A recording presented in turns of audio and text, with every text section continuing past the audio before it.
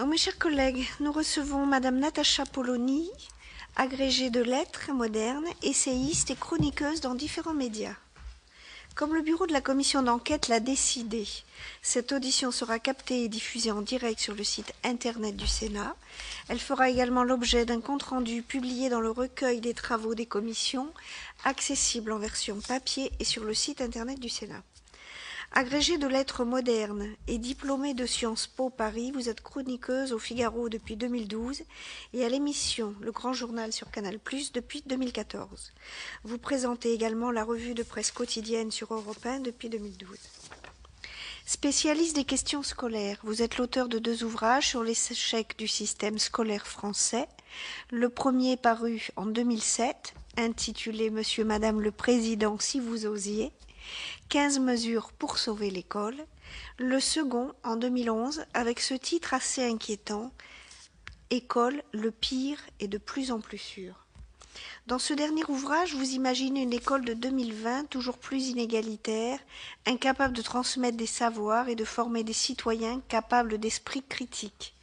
Au travers de cette fiction, c'est bien le fonctionnement de l'école d'aujourd'hui que vous semblez remettre en cause. Dans plusieurs de vos chroniques, vous vous référez à Condorcet, qui, selon vous, est le premier à avoir pensé l'école de la République. À la lumière de votre réflexion sur l'école, vous pourrez sans doute nous éclairer sur les difficultés rencontrées par l'institution scolaire et les mesures qui pourraient être prises pour y répondre.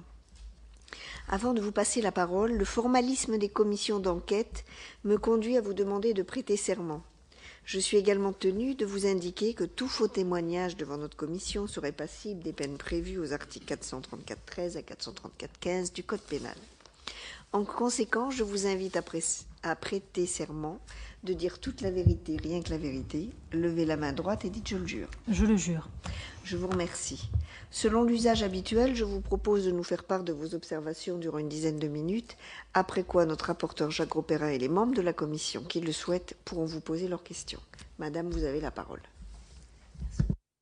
Mesdames et messieurs les membres de cette commission, je vous remercie d'avoir accepté d'entendre ce que j'avais à dire sur cette question qui est pour moi cruciale, non seulement parce que j'ai été journaliste spécialisée sur les questions d'éducation pendant 10 ans, mais aussi parce que j'ai enseigné moi-même 1 an dans l'éducation nationale, puis 9 ans à la fac, à l'université, le pôle universitaire Léonard de Vinci. J'ai enseigné à cette occasion à des jeunes gens qui sortaient du baccalauréat, bachelier moyen, qui me donnaient une idée de ce qu'étaient les jeunes Français d'aujourd'hui. J'ai enseigné la culture générale, c'est-à-dire l'histoire des idées, le fait religieux aussi, tout ce genre de choses dont je pensais que sans doute, ces jeunes bacheliers n'en avaient pas suffisamment entendu parler au lycée. Et en effet, quand je les voyais arriver, cela confirmait mes craintes. Mais je voudrais surtout commencer, avant évidemment de répondre à vos questions, par rappeler ce que vous savez tous, mais qui, moi, m'obsède. Mohamed Merah, les frères Kouachi, Amédi Koulibaly sont des gens qui ont passé 12 ou 13 ans sur les bancs de l'école républicaine.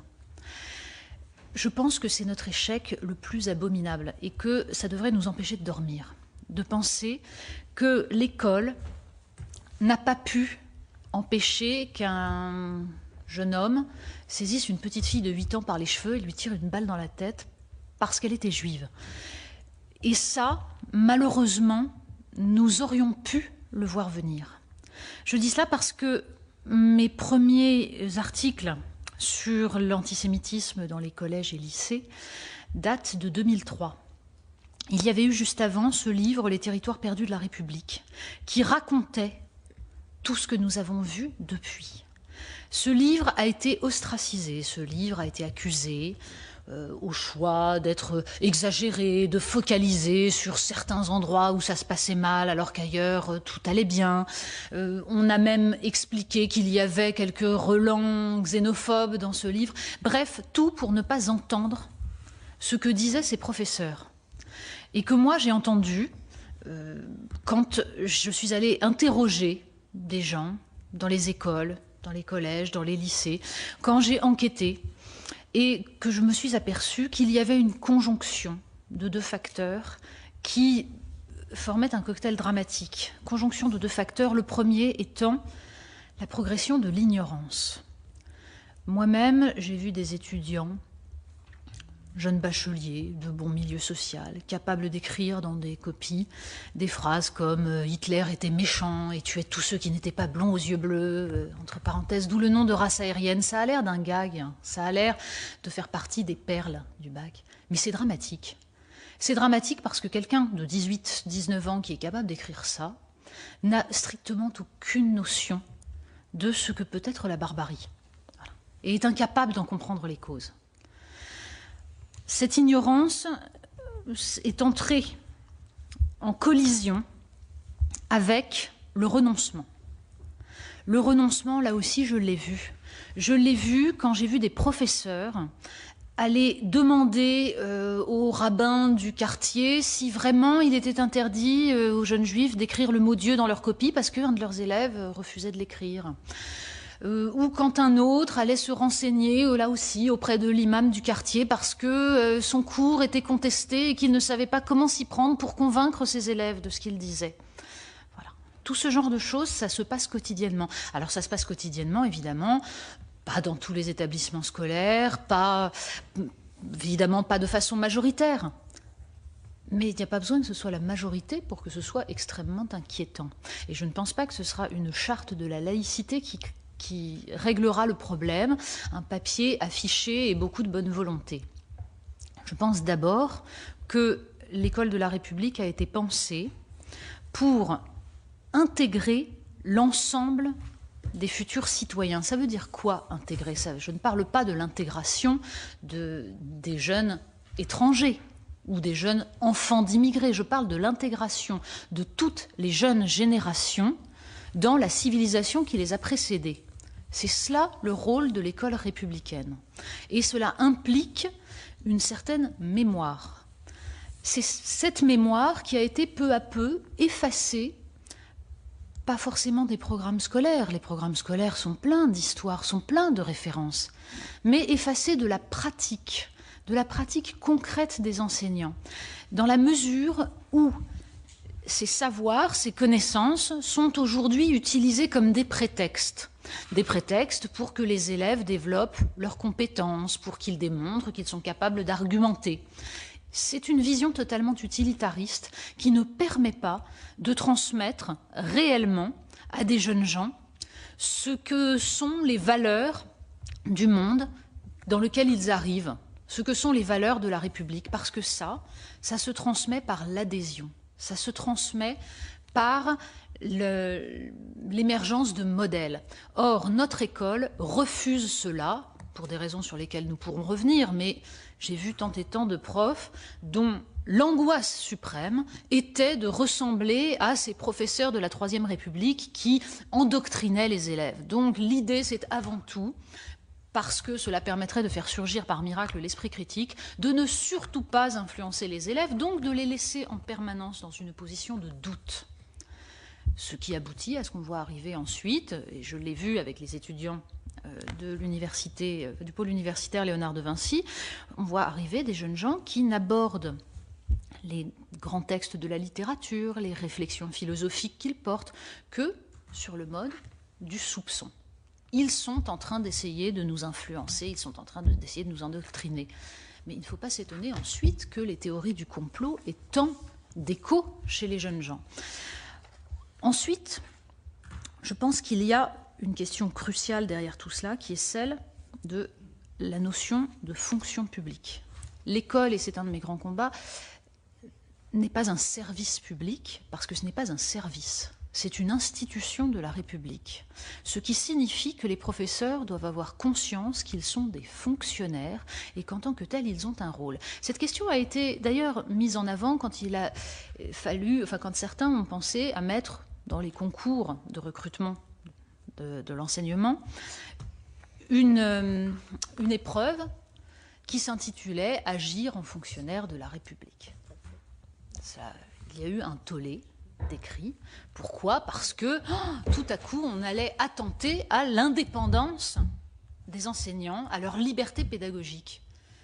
Mais La liberté pédagogique n'a qu'une limite, c'est l'appartenance à la fonction publique. C'est le fait que, dans une classe, le professeur représente la République et que la République n'est pas un système neutre. C'est un système qui porte des valeurs. Et c'est cela qu'il faut marteler. Je pense que nous allons pouvoir décliner petit à petit toutes ces questions, mais elles me semblent absolument cruciales. Je pense que le nœud du problème est dans la formation des enseignants. J'en ai vu beaucoup être totalement désemparés. Et encore aujourd'hui, alors que ces questions sont tout de même au cœur de l'actualité, on trouve des professeurs qui sont capables de dire qu'ils ne voient pas comment ils pourraient expliquer à des jeunes gens ce qu'est la laïcité parce qu'eux-mêmes, ils ne voient pas ce que c'est. Qu'un professeur de collège ou de lycée aujourd'hui puisse dire cela est extrêmement grave, et donc je pense qu'il faut reprendre entièrement la formation des enseignants, à la fois pour leur donner enfin des méthodes qui permettent de transmettre des savoirs sûrs, et ensuite pour leur donner conscience que cette transmission des savoirs n'est pas un endoctrinement, mais qu'elle est la façon dont on va pouvoir former des esprits émancipés, parce que le principe de l'école républicaine tel que pensé par Condorcet, ce n'est pas d'imposer aux jeunes un catéchisme quelconque, qu'ils soient citoyens ou pas, c'est de transmettre des savoirs considérés comme universels parce que ces savoirs émancipent, parce qu'ils libèrent, et que l'on considère qu'un individu émancipé qui pense par lui-même, qui ne dépend pas d'autrui pour former son jugement, pourra faire un citoyen libre et capable d'exercer son rôle. Voilà. Merci. Merci à vous, parce que le propos introductif a l'avantage d'être très clair et pas du tout langue de bois, ce qui va permettre au rapporteur de poser ses premières questions. Merci, Présidente. Merci à vous d'avoir accepté notre invitation. Je crois que c'est important, votre parcours, pas simplement d'enseignant, mais aussi de journaliste, parce que vous êtes allé sur le terrain et les gens souvent se confient plus souvent aux journalistes qu'à leur chef d'établissement, à leur père parfois. Et votre réalisme, et l'acuité du regard que vous portez sur l'éducation nationale, sur l'enseignement, peut aussi nous guider de manière très forte dans nos travaux. Moi, j'ai beaucoup apprécié, et vous rejoignez un philosophe, un vrai philosophe, Finkielkraut, dans ce que vous avez dit, dans les grandes œuvres, et c'est l'ignorance qui permet d'émanciper. Et je crois que les pédagogues ne l'ont pas tout à fait compris. Et il y a certains types de pédagogues qui ont posé un vrai problème en France, dont je ne citerai pas le nom, mais certains savent à qui je pense, en tout cas de manière très forte, avec des nouveaux mots. Je me rappelle la révolution copernicienne, mettre l'enfant au centre des savoirs, etc. Vous avez raison, je crois que ce sont les savoirs qui émancipent, et c'est non pas simplement à faire chercher quelqu'un pendant des heures et des heures qui trouvera, et souvent il se trouvera devant un mur d'ignorance, parce que c'est plus facile aussi pour les enseignants de travailler sous cette forme-là que de faire un cours pendant 1 heure sur une matière beaucoup plus disciplinaire. Et je crois que de faire chercher, on l'a tous compris aussi, parfois c'est une manière de faire classe et peut-être de faire un peu moins court. Vous avez raison aussi sur le fait qu'un enseignant joue un rôle dans un système, en tout cas, et c'est pour ça qu'avec les présidentes, on souhaite mettre en place un code de déontologie, comme il existe un code de déontologie en médecine, faire jurer sur l'honneur, etc. Parce que je crois qu'il y a des choses à faire par rapport à cela.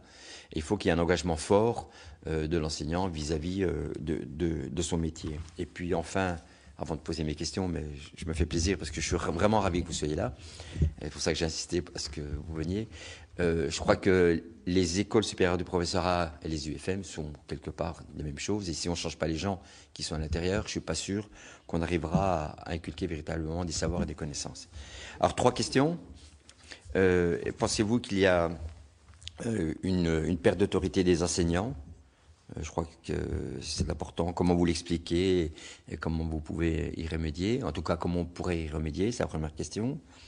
La deuxième, c'est dans votre livre « École, le pire est de plus en plus sûr ». Vous regrettez que l'école ne se concentre pas davantage sur l'apprentissage des savoirs fondamentaux. Alors, vous avez expliqué tout à l'heure, vous avez bien montré les choses, mais comment pouvons-nous y parvenir de manière plus forte ou plus fine, peut-être? Je crois vous avez évoqué des pistes, mais je pense que vous avez peut-être aussi d'autres propos à nous dire. Et enfin, plus généralement, quelles mesures pourraient être mises en œuvre pour lutter contre le pire, à qui en croire le titre de votre livre paru en 2011 est de plus en plus sûr. Après, mes collègues, bien sûr, sous la présidence de ma collègue, donc vous interpelleront. Merci. Merci. Madame, de vos réponses.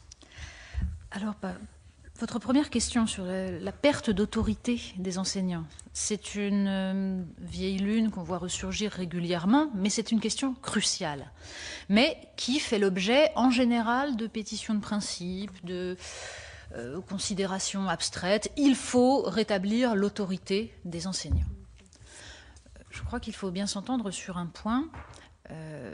L'autorité arbitraire telle qu'elle a existé dans des sociétés qui étaient des sociétés d'ordre ne peut plus exister aujourd'hui, étant donné ce que sont les individus, et en particulier des jeunes gens de 13, 14, 15 ans.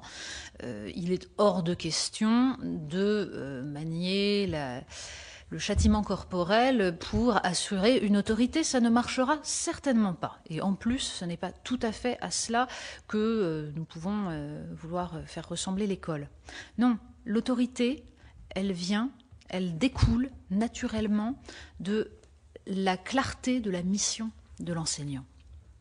À partir du moment où il est clair qu'un enseignant est dans une classe pour transmettre un savoir, parce que lui sait, et que l'élève ne sait pas, et qu'il est absolument fondamental pour lui qu'il apprenne, parce que c'est sa liberté qui est en jeu, alors l'autorité peut commencer à s'asseoir. Mais cela nécessite que le professeur lui-même ait conscience de cela. Or, je suis moi-même passée par un institut universitaire de formation des maîtres, puisque je suis agrégée, et j'y ai entendu des formateurs qui m'expliquaient, qui prononçaient textuellement des phrases du genre « Vous avez beaucoup plus à apprendre de vos élèves que vos élèves de vous ». Ce qu'on peut comprendre de manière totalement abstraite dans la mesure où, en effet, bien sûr, enseigner à des jeunes gens, enseigner à des élèves nous transforme. Et c'est une expérience formidable. D'accord, ça, on peut en discuter et ça fait très très plaisir quand il s'agit de réfléchir à la beauté de l'enseignement. Quand cette phrase est prononcée par un formateur face à des jeunes professeurs qui attendent de savoir ce qu'ils doivent faire, cette phrase-là, elle est dramatique. Voilà. Et c'est une parmi tant d'autres. Je pense au contraire qu'il faut réinstituer le professeur dans toute sa dignité en lui rappelant pourquoi il est là. Et cela nécessite en effet de se recentrer sur la mission de l'enseignant qui est la transmission de ses savoirs fondamentaux.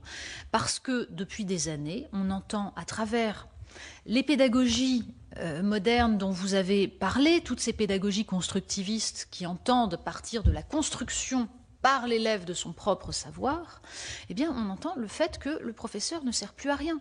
J'ai des souvenirs par exemple, du président de la PEP dans les années 2000, m'expliquant que l'introduction des ordinateurs à l'école était une invention formidable parce qu'enfin, on allait se débarrasser du professeur. Le professeur n'était plus en face de l'élève pour lui imposer son savoir, il était à côté.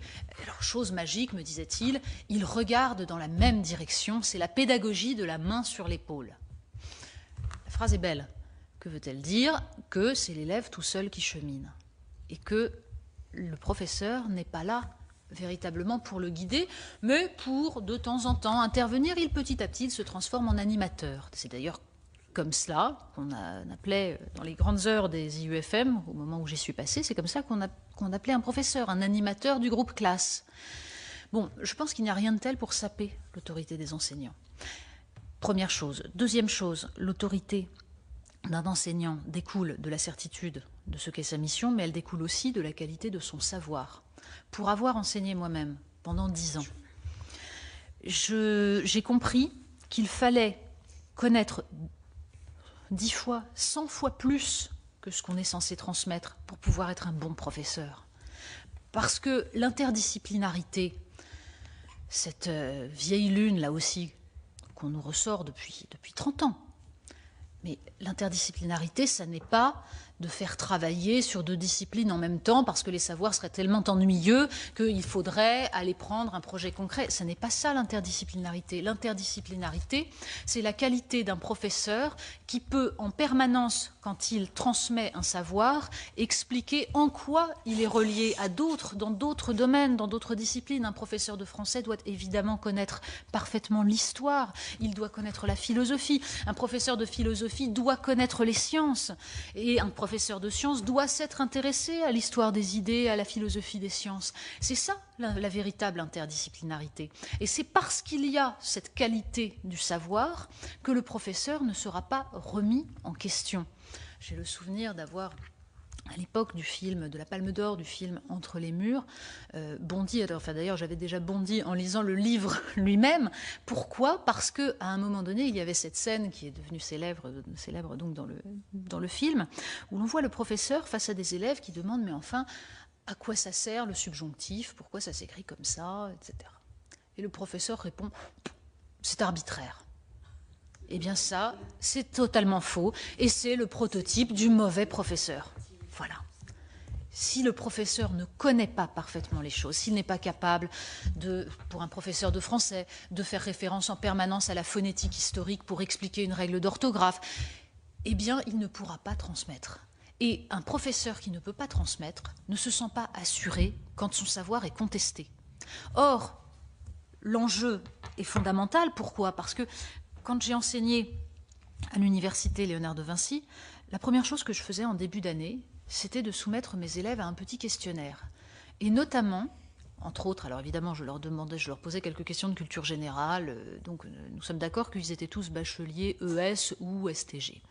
Et donc, question de culture générale sur qui est Robespierre, qui était Charles VII, etc. Bon, Robespierre, sur un amphithéâtre de 180 élèves, devenait chef de l'Inquisition pour la dizaine d'élèves qui osaient répondre. Non, mais là aussi, on peut en rire, mais c'est effrayant, c'est absolument effrayant. Mais je posais aussi des questions, je demandais de définir quelques notions. La notion de savoir, la notion d'opinion, la notion d'information, la notion de sentiment, la notion de vérité. Ils en étaient incapables. Distinguer savoir et opinion était impossible. Ça signifie que, pour des jeunes collégiens, lycéens, ce que leur dit le professeur est une opinion parmi d'autres. Ça n'est pas un savoir. C'est une opinion qui vaut la leur. Il faut relier ça avec un fait essentiel. Dans la loi d'orientation de 1989, l'article 10 met en valeur la liberté d'expression des élèves à l'école.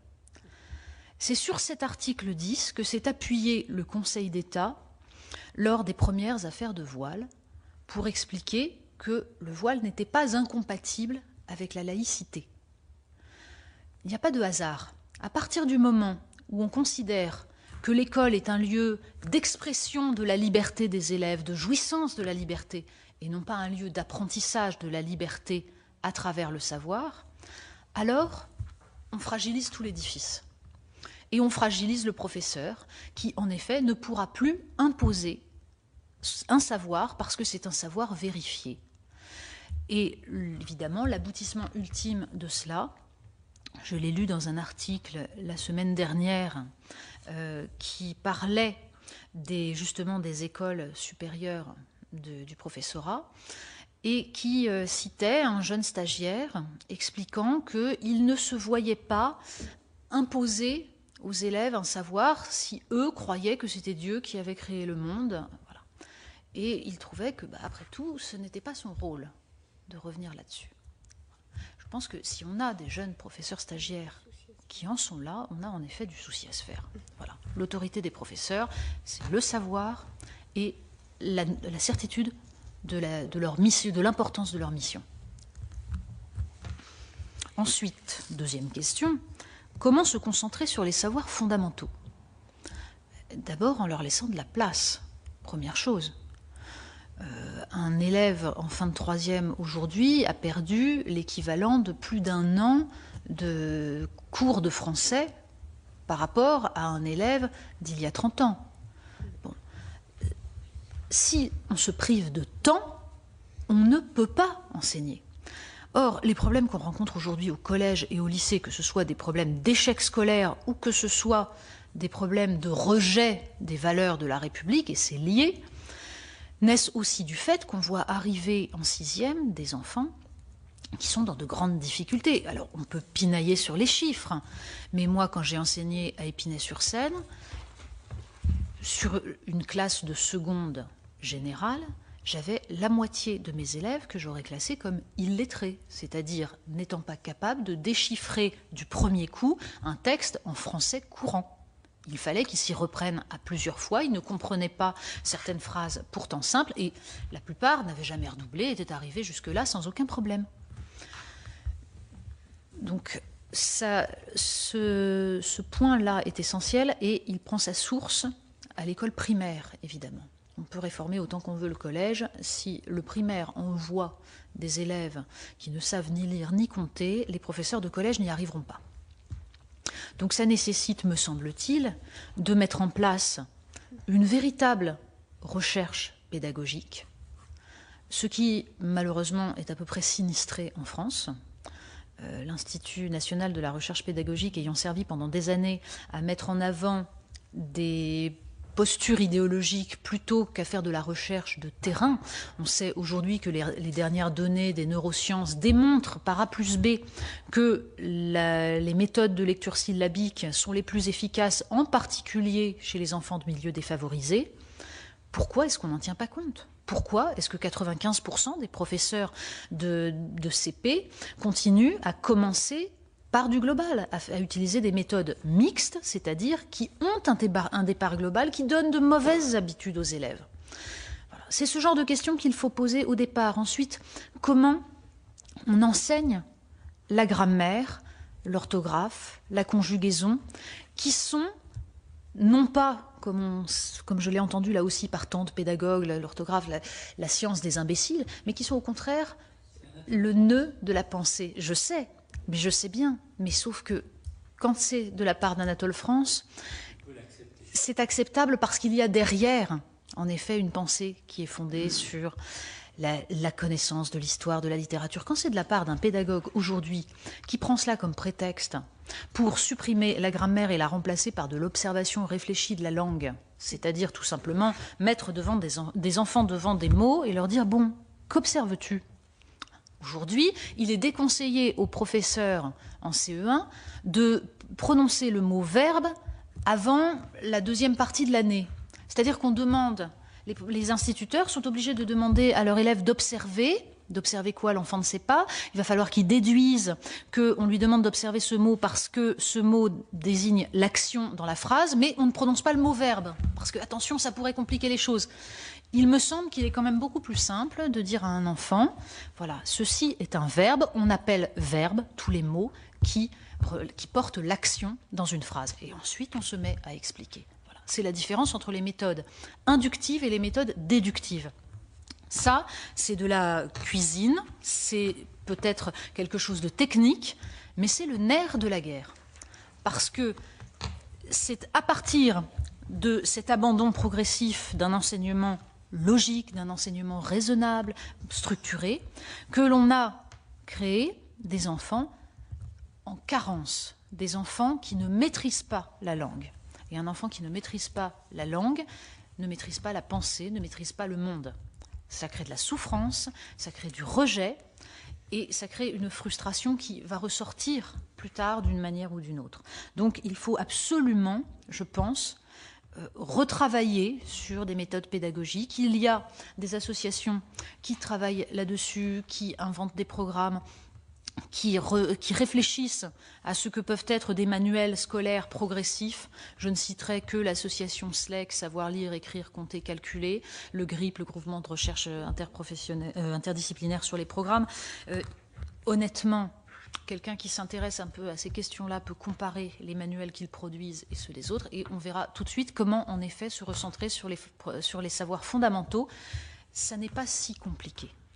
Évidemment qu'il y a des arbitrages, évidemment qu'il est très important d'enseigner à l'école la sécurité routière, tout ce genre de choses, l'hygiène, bien sûr, ça fait partie.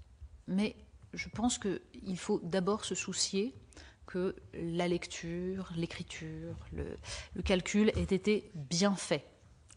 Et l'idée qui a été en vogue pendant très longtemps, l'idée que l'on va, après tout, faire du français dans toutes les matières, ce qui était une façon de diminuer les horaires de français au primaire, là aussi est une aberration. Pour un enfant qui est dans une classe, qui tente de se concentrer, le fait d'entendre au milieu d'un autre discours expliquer « tiens, au fait, là, regardez comment fonctionne la phrase, etc. » Ça n'a rien à voir avec le fait d'avoir une leçon qu'il va apprendre, sur laquelle il va pouvoir s'appuyer, qu'il va pouvoir répéter, et à laquelle il se référera à chaque fois qu'il aura un doute. Arrêtons de compliquer les choses. Un enfant a besoin de simplicité, il a besoin de logique. Donc, je pense qu'il faut tout simplement retravailler tout cela et, encore une fois, le faire honnêtement en allant voir sur le terrain quelles sont les méthodes qui marchent. Parce que les professeurs du groupe SLEC, dans leur classe, ont des résultats qui sont absolument excellents. Eux, ils apprennent à lire à leurs élèves avant la fin du CP. Là, encore une fois, il faut rappeler cette statistique et la marteler. Un enfant qui ne sait pas lire à la fin du CP a 80% de chances de ne jamais y arriver correctement. Voilà. Donc c'est là que ça se joue. Et ensuite, on peut introduire tout le reste. Ensuite, on peut s'appuyer sur ce qui a été bien fait pour déployer les autres savoirs. Enfin, quels sont les points essentiels pour essayer de limiter les dégâts, j'allais dire, parce qu'il y a des générations qui sont des générations aujourd'hui perdues. Encore une fois, je le répète, je suis obsédée par le fait que les élèves que j'ai eus à Épinay-sur-Seine sont contemporains des frères Kouachi. Ce sont les mêmes. Ils sont du même milieu, ils ont vécu les mêmes choses. Donc, il faut absolument que tous ces enfants puissent, à l'école, trouver ce qui va les nourrir, ce qui va leur permettre de répondre à la quête de sens, de valeur, qui est celle de tous les jeunes gens qui arrivent au monde. Et pour cela, je pense qu'il faut rétablir donc des méthodes efficaces dès le primaire. Il faut que l'institution ait conscience de son rôle et qu'elle transmette ce que j'appellerais un récit national, c'est-à-dire non pas un endoctrinement qui va ressasser les vieilles histoires, les vieilles images d'Épinal un peu sépia, pas du tout. Un roman national retravaillé, reconstruit en fonction de notre vision moderne, c'est une façon d'expliquer aux jeunes Français, d'où qu'ils viennent, que ce pays est à eux et que cette histoire, même si elle n'est pas celle de leurs parents, est la leur. J'ai toujours été frappée par les débats que j'avais avec différents pédagogues, experts de l'école, qui me disaient « Mais enfin, rendez-vous compte, nos ancêtres les Gaulois, c'était une honte, on apprenait ça aux petits Sénégalais. » Oui, bien sûr. Un petit enfant de Dakar n'avait pas d'ancêtres blonds aux yeux bleus. C'est vrai. Et dans la mesure où la colonisation est sans doute, on va dire, la négation des valeurs de la République et de l'idéal républicain, alors oui, c'était une aberration. En revanche, si cet enfant vient du Sénégal et vit en France et veut devenir français, si sa vie est en France, alors il ne s'agit pas de lui dire « nos ancêtres les Gaulois », ça non, mais il s'agit de lui dire « ton histoire, c'est celle de la France parce que ton avenir est là ». Donc à lui, il faut lui transmettre l'histoire de France et il faut lui transmettre tous les monuments français que sont Racine, Voltaire, Victor Hugo, parce que c'est son héritage et parce que c'est sans doute sa seule richesse. Voilà. Si on s'imagine qu'on va aider à la cohésion républicaine en parlant à des jeunes gens de ce qu'on croit être leur histoire, de ce qu'on croit être leur mémoire, en leur parlant de ce qu'on croit être leur peuple, alors on se trompe et surtout on fait preuve d'un profond mépris, parce que leur peuple, c'est la France. Et je vous citerai encore un de mes étudiants à l'université Léonard de Vinci qui m'a profondément inquiétée, un étudiant à qui j'avais été obligée de mettre une note absolument déplorable sur un devoir d'histoire, parce que visiblement il avait des lacunes, mais comme je n'imaginais pas qu'on puisse en avoir quand on est bachelier, et qui m'a répondu, premièrement, jamais je n'ai eu de mauvaise note, donc je ne vois pas pourquoi aujourd'hui vous m'en mettez, vous notez différemment de tous les professeurs que j'ai eus jusqu'à présent. Donc personne n'avait osé, n'avait estimé qu'il avait des carences, ce que je trouvais étonnant. Et deuxièmement, je n'ai pas besoin de connaître tout ça, je connais l'histoire de mon peuple, c'est-à-dire l'esclavage. C'était un jeune Antillais. Voilà. Si un jeune Français est capable de tenir ce genre de discours, ça veut dire que la communauté nationale est totalement fracturée. Et ce n'est pas en insistant systématiquement sur ce qui fait le supposé peuple de ce garçon qu'on va l'aider à se sentir français. C'est au contraire en lui rappelant que la France, bien sûr, c'est l'esclavage, mais c'est aussi tout le reste qui lui appartient aussi parce qu'il est de ce peuple. Voilà. C'est quelque chose qui peut paraître très déclamatoire, mais ça se décline de façon très concrète dans les classes si les professeurs sont convaincus de cela. Parce que chaque mot que prononce un professeur a son importance dans ces cas-là. La façon de présenter une connaissance, de présenter un livre, de parler d'un texte, change du tout au tout selon que l'on est convaincu de ce que je viens de dire ou non. Donc, c'est dans la formation des professeurs, là encore, qu'on va pouvoir remettre en place, disons, ce qui seraient les piliers de l'institution. Voilà. Merci beaucoup. Donc, Monsieur Quesnel, une question. Vous allez en prendre plusieurs. D'abord, merci à notre rapporteur d'avoir insisté pour que vous veniez aujourd'hui et à cette heure-ci. Vous dire que, à vous entendre, j'adhère à 600% à tout ce que vous avez dit. Et je me demande d'ailleurs pourquoi vous ne seriez pas ministre de l'Éducation nationale. Ce serait une belle fonction qui vous irait très bien. Je pense que... Mais j'ai quand même l'une ou l'autre question à vous poser pour préciser, j'allais dire, ce que vous avez dit. La première, c'est que peut-on reprocher aux jeunes enseignants aujourd'hui quelque chose alors qu'ils ne s'engagent à rien? Vous dites qu'ils sont effectivement des représentants de l'État, de la République, et qu'en même temps, c'est l'Éducation nationale qui les rémunère, c'est l'État qui les rémunère. Le problème, c'est qu'ils ne s'engagent à rien. Ils ne s'engagent à rien. Et donc, l'idée, est-ce que vous la trouvez farfelue de dire, on leur fait, à l'identique du serment d'Hippocrate, de dire on leur fait souscrire un serment de Socrate, par exemple. C'est une idée. La deuxième question que j'ai, c'est vous avez évoqué les méthodes pédagogiques, et j'y suis très sensible. Méthode inductive, déductive. Il est vrai que la plupart du temps, nous enseignants, nous professons tous dans la méthode déductive.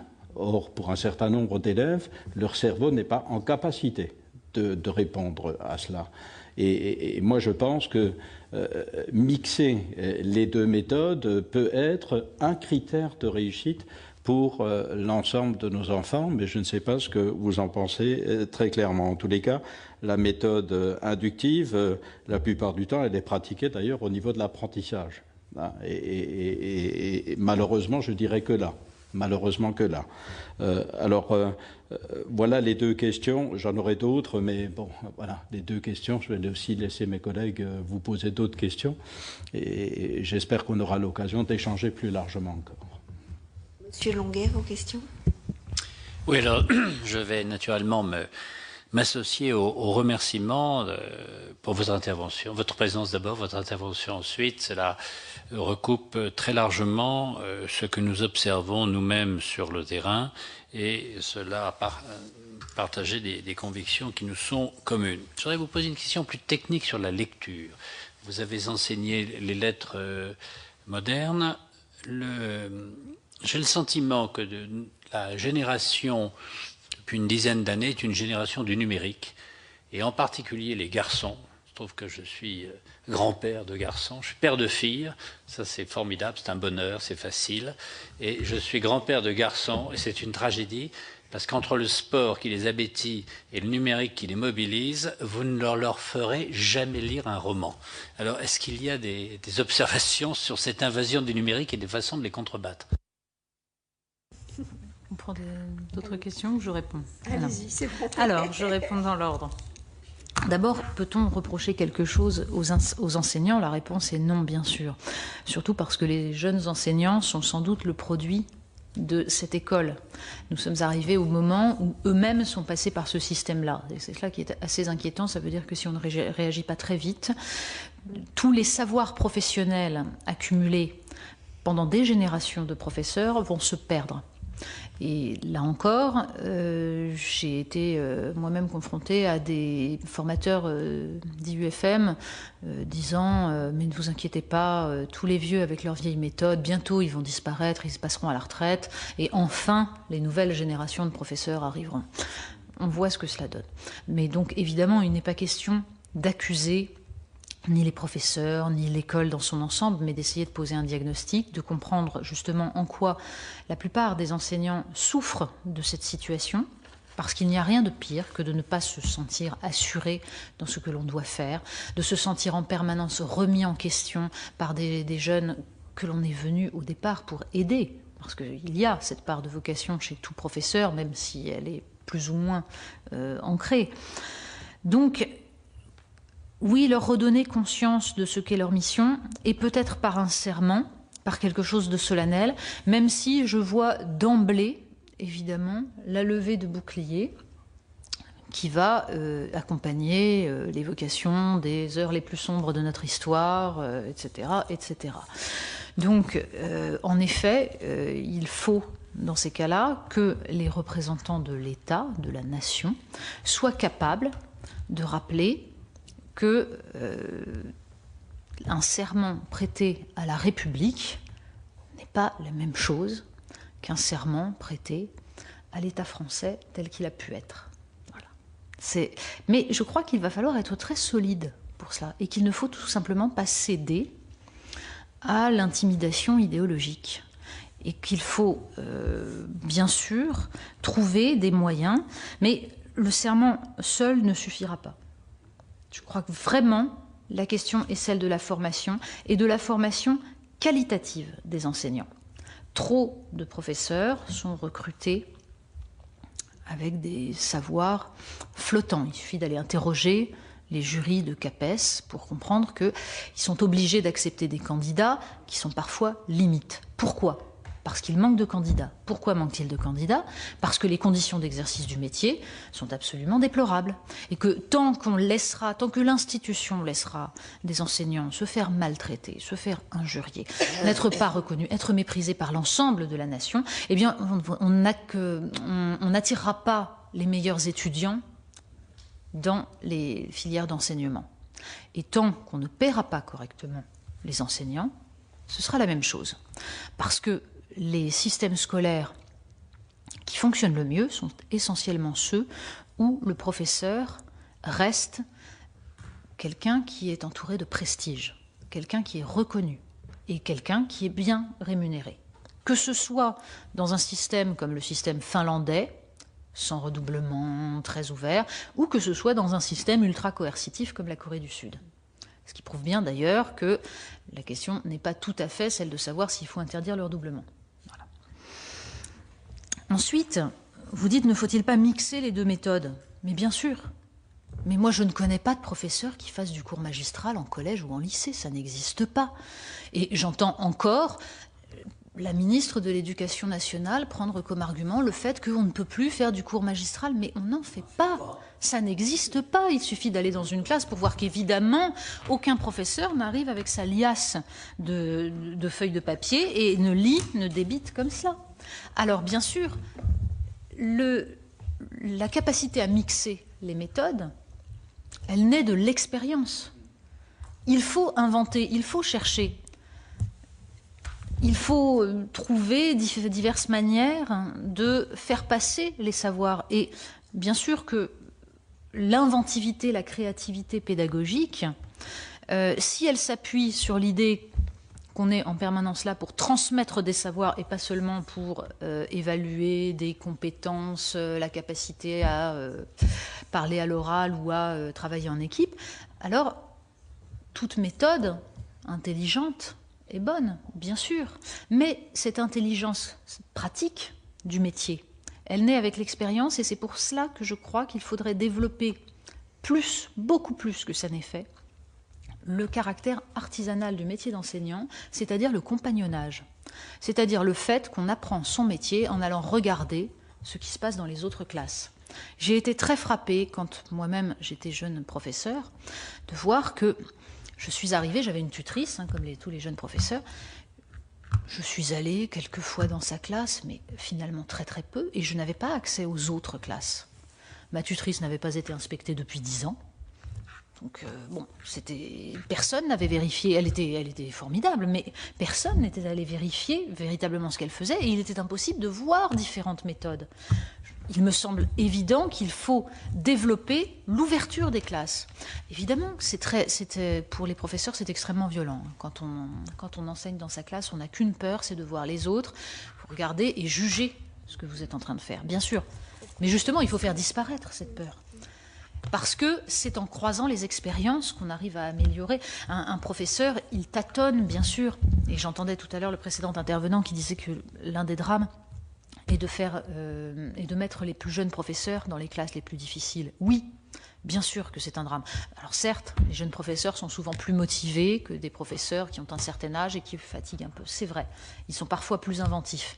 Mais il faut absolument revoir la question du mouvement pour arrêter d'envoyer au massacre des tas et des tas de jeunes professeurs. À Épinay-sur-Seine, où j'ai enseigné, tous les jeunes professeurs de lettres, d'histoire, de philosophie que j'ai pu croiser étaient en souffrance, totalement. Plus particulièrement d'ailleurs les matières littéraires, sans doute parce que ça draine des gens qui arrivent avec beaucoup de rêves, avec l'idée qu'ils vont justement transmettre, qu'ils sont des hussards noirs. Et la violence de la réalité à laquelle ils sont confrontés les fragilise énormément.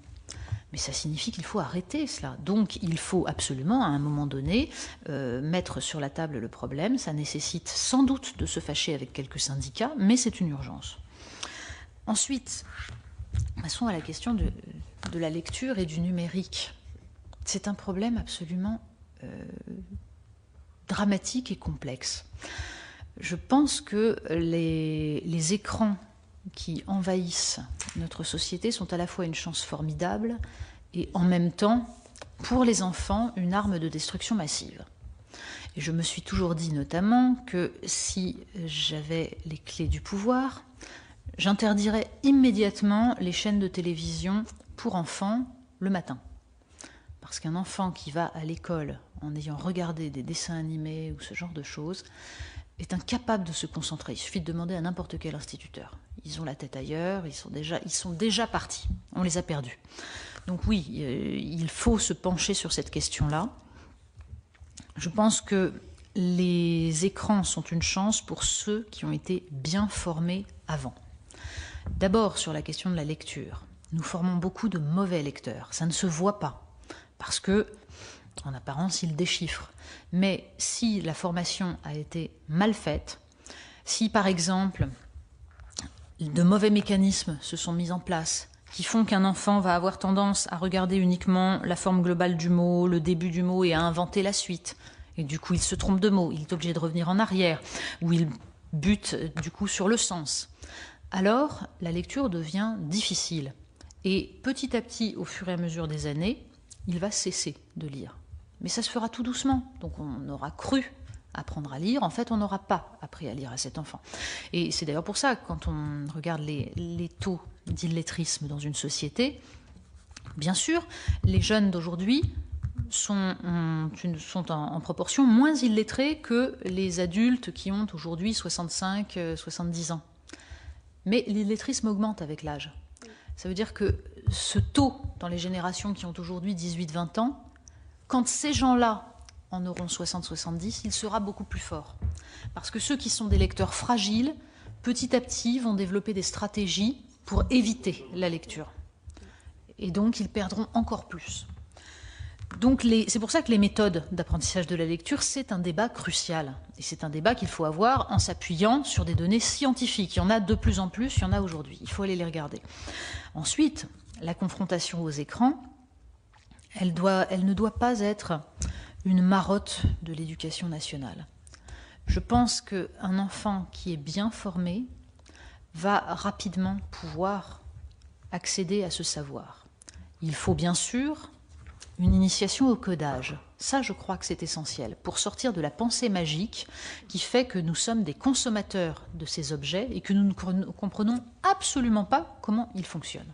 Donc je crois que tout ce qui sort les enfants de la pensée magique vis-à-vis de la technologie est bon. En revanche, s'imaginer qu'on va révolutionner la pédagogie par des tablettes numériques, je crois que ça coûte très très très cher, que pour l'instant, les expériences qui ont été menées, et je fais référence à l'expérience dans les Landes, qui a été très bien étudiée, où on avait fourni des ordinateurs à tous les collégiens. La personne qui s'est occupée de cela, moi je l'ai rencontré longuement, il a étudié sur des années ce que ça avait donné. Il lui-même a conclu que c'était plutôt un échec, dans le sens où ça n'avait absolument pas changé les performances scolaires des enfants, ça ne les avait pas aidés, ça avait coûté une fortune. Mais il avait remarqué en effet que ça avait beaucoup servi à télécharger des jeux sur les ordinateurs, ça oui. Donc je crois que l'ordinateur peut être utile dans la pédagogie si les professeurs s'en servent, ça oui, si on forme les professeurs. En revanche, distribuer des tablettes ou des ordinateurs aux enfants me semble relever beaucoup plus du gadget. Voilà. Mais un bon apprentissage au départ, un apprentissage de la lecture, puis ensuite un apprentissage de la rigueur, un apprentissage de cette capacité à discerner les sources, de cette capacité à tout simplement aussi au travail et à l'effort, ça permet d'utiliser correctement les outils numériques. Je ne citerai qu'un exemple. Quand j'enseignais toujours à la fac Léonard de Vinci, je faisais faire des exposés à mes étudiants. Et je faisais attention à leur proposer des exposés d'abord sur des sujets qui les ennuient terriblement pour voir leur capacité à s'investir dans un sujet et à parler d'un sujet qui ne les intéressait pas en faisant croire qu'ils étaient passionnés. Et pour les obliger justement à éviter le copier-coller. Donc je problématisais les questions. Et je me souviens d'un étudiant à qui j'avais posé comme sujet pourquoi et comment Alexandre le Grand est-il devenu un mythe. Donc j'attendais une réflexion sur ce que fut la première mondialisation, ce que c'est qu'un mythe, etc. Le jeune homme est arrivé, très gentil, très sympathique, avec des feuilles dactylographiées. J'interdisais les feuilles dactylographiées pour éviter le copier-coller. Évidemment, il n'avait pas respecté, donc il avait ces feuilles dactylographiées qu'il découvrait avec nous, puisqu'il s'était contenté d'imprimer, visiblement. Donc il peinait sur chaque mot. Et je me suis rapidement aperçu que c'était la fiche Wikipédia d'Alexandre le Grand. Voilà. Et à un moment donné, il me dit « Et maintenant, je vais vous lire le texte. » Je dis « Quel texte ?»« Le texte. »« Et vous le sortez d'où, votre texte ?»« d'Internet, et qui l'a écrit, je sais pas. » Voilà.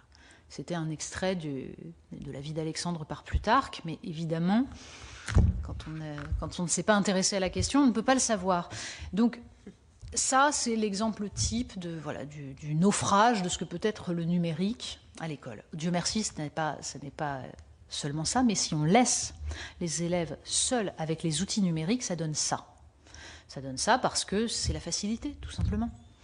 Donc, il faut d'abord leur donner le goût du savoir, le goût de la recherche, d'abord leur donner les outils qui leur permettront ensuite d'aller chercher dans cette forêt. Donc, encore une fois, ce n'est pas de dépenser des dizaines de milliers d'euros pour équiper en tablette ou quoi que ce soit, c'est d'abord de former les professeurs à des logiciels qui maintenant existent, qui peuvent leur être très utiles, c'est de les former à développer chez leurs élèves la capacité à retranscrire, à transformer, à réécrire une phrase, ce qui leur évitera de recopier sans même avoir lu, etc.